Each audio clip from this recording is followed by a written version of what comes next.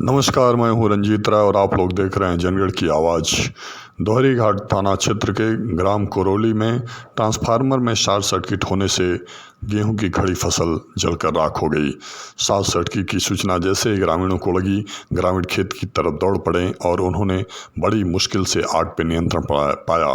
लेकिन सवाल ये उठता है कि ग्रामीणों के द्वारा कोई बताए जाने पर, बार बार बताए जाने पर बिजली के तार ढीले हैं जिससे शॉर्ट सर्किट होने की संभावना है।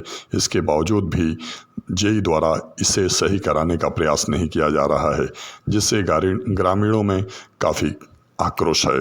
आप लोगों को बता दूं कि ग्राम कोरोली में ये ट्रांसफार्मर एक खेत डॉक्टर नगीना राय के खेत में खड़ा है, जहां पे नीचे फसल है और जिसके चलते जो है इस बात का भय बना रहता है कि कभी भी इसमें आग लग सकती है। बताया जाता है कि कई बार आग लग चुका है।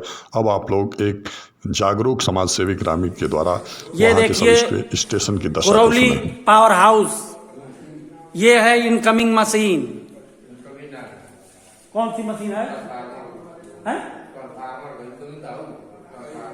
ट्रांसफार्मर की मशीन है। ये ट्रांसफार्मर की मशीन है और ये पावर हाउस बनने के 2-3 साल के बाद जली। आज तक जो है 2003 में शायद ये इसका तैयार हुआ। यहाँ पे सारी व्यवस्था अस्त व्यस्त है। ये देखिए यहाँ पे बल्ब नहीं है, सोचो कैसे रात गुजारता है। ये आप लोगों को कैसे कैसे रात में अंधेरे में यहाँ रहता है। इसकी व्यवस्था देखिए, अस्त तस्त व्यवस्था बनी हुई है।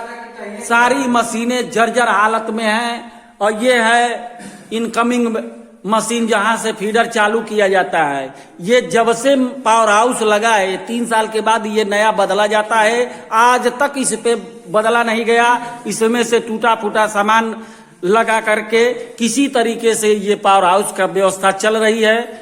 और यहाँ पे ये जो बड़ा ट्रांसफार्मर है जो बाहर में लगा हुआ है, इसमें तेल भी खत्म है। जेई और अधिकारियों को कहने के बाद थोड़ा सा इसमें ला करके तेल डाल दिया जाए। कहीं नहीं होगा तो कम से कम कुछ नहीं तो 100 गांव की लाइन इससे प्रभावित होती है और 100 लाइन का यहाँ पे सारी व्यवस्था, ओल पोल जितने भी हैं सब जर्जर हो चुके हैं। यहाँ पे रंगाई पोताई भी आज तलक नहीं हुई है। जब से पावर हाउस बना है एकदम जर्जर के स्थिति में है। और यहाँ की तार का व्यवस्था भी जो पोल पे लगे हुए हैं वो सारे जर्जर अवस्था में है। यहाँ पे ये जो पावर हाउस बना हुआ है, जब से बना हुआ है तब से इस पे कोई मेंटेन नहीं हुआ है। ये देखिए यहाँ पे इतने 16। अभी आप लोगों ने एक कोरोली गांव के जागरूक समाज सेवी युवक की आवाज़ को सुना, उनके शब्दों को ध्यान से सुना कि कोरोली स्थित इस सब स्टेशन के विद्युत स्टेशन की क्या दशा है। मैं आप लोगों को बता दूं कि इस स्टेशन के द्वारा लगभग 100 गांव से अधिक गाँव को बिजली आपूर्ति की जाती है। जब ये सब स्टेशन कोरोली गांव में बना तो कोरोली गांव वासियों में खुशी की लहर आ गई, दौड़ पड़ी और इससे जिन गाँवों को विद्युत प्रदान किया जा रहा है उन सब गाँवों को इस बात का विश्वास हो गया कि अब बिजली की दुर्व्यवस्था से उन्हें निजात मिल जाएगा। लेकिन ऐसा नहीं हो सका और उनकी खुशी पे पानी फिर गया।